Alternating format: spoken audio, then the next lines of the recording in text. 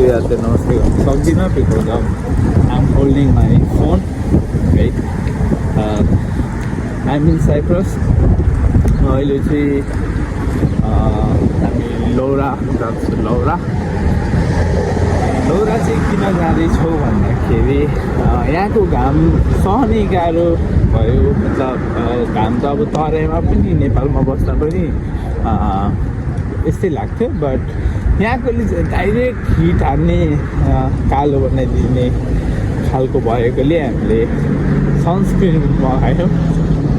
कतिलाई लागिरहेको होला यो कालै छ किन मगाएको होला किन पैसा खर्च गरेको होला बट जे भए पनि आफ्नो स्किनको केयर गर्नुपर्छ गोरो हुनलाई त होइन बट अझै डार्कर नहोस् स्किन भन्नु मात्रै मगाएको सो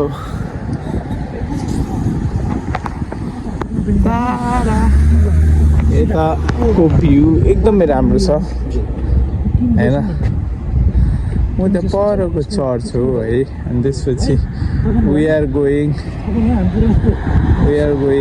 हामी लौरा भन्ने ठाउँमा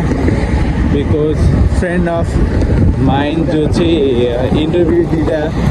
सँगै भएको साथीले सनस्क्रिन ल्याइदिएको छ अरे सो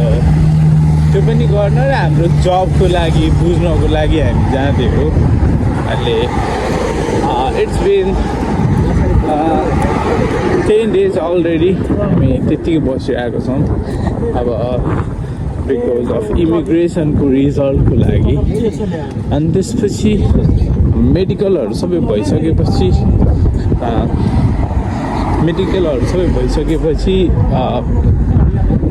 TIN नम्बरको लागि हामीले वेट गरिरहेको छौँ